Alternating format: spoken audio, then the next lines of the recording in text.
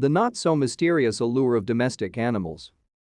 Ever since journalists started working from home in large numbers, they've begun adopting pets and, inevitably, writing about them.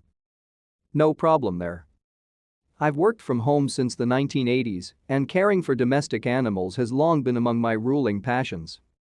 Over the years, I've written columns and magazine articles about every species and breed that has fallen under my care: beagles, golden retrievers, labs, basset hounds, Great Pyrenees, Fleckvieh Simmental cows and a number of horses. Also cats, of course. To stay up to date with latest top stories, make sure to subscribe to this YouTube channel by clicking the button above this video. If you've got livestock, you've got cats. They come with the territory, for reasons we'll come to presently. Indeed, I once began a memoir called Animal Passion, essentially a history of my marriage and pets. Just to give you some idea, there was the time years ago when Diane complained that 8 beagles, a lab and a golden retriever were too many dogs to keep in the city. I agreed. So I told her to name 4 dogs to give away. "You son of a," she said. And that was the end of that.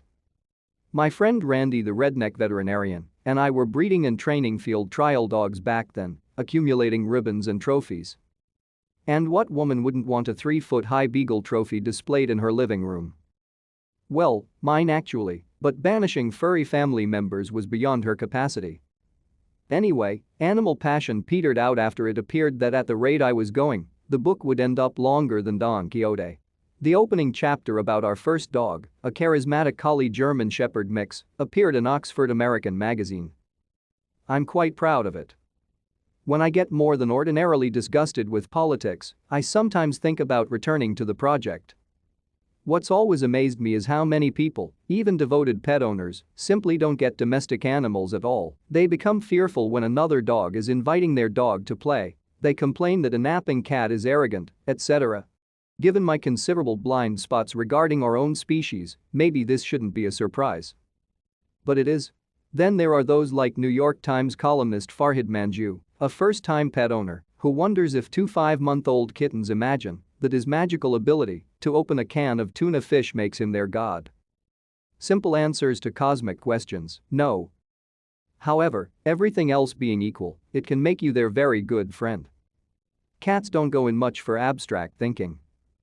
So are they, Manjoo asks, as the 17th-century French philosopher René Descartes posited, mere automata, essentially mindless machines that lack the subjective experience of a conscious self?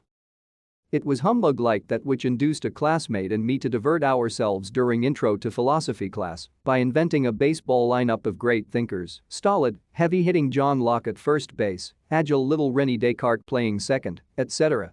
Compared with dogs, who have lived with humans for tens of thousands of years and have evolved to read human body language to induce our affection, the columnist continues, cats are almost alien in their unanthropomorphizable aloofness. Goodness. Look, in the first place, dogs didn't evolve in the ordinary meaning of the word. Breeds of dog are among the oldest products of human genetic engineering, selectively bred for centuries to perform significant tasks, from tracking rabbits to detecting explosives. But yes, almost all dogs are better at treating humans than many of us are at understanding them. As for an anthropomorphizable aloofness, however, my cat Martin wakes me most mornings by wedging himself under my arm, inserting his head into my hand, and purring like an outboard motor.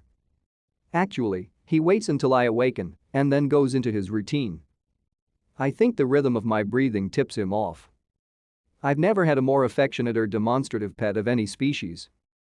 If Martin were any less aloof, there would be no living with him. The dogs and I found Martin abandoned along a gravel road in the woods 7 years ago. Somebody had clearly dumped him. No way had he gotten there on his own. We found his littermate Gigi in a tree a bit farther on. Roughly the size of my fist, he came running to us, 2 Pyrenees and a German Shepherd, and hollering loudly for help.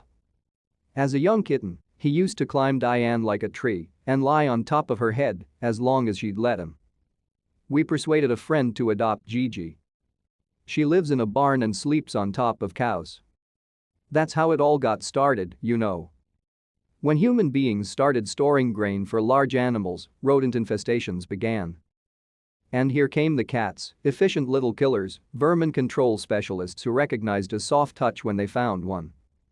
It's what biologists call a symbiotic relationship. Nothing particularly mysterious about it.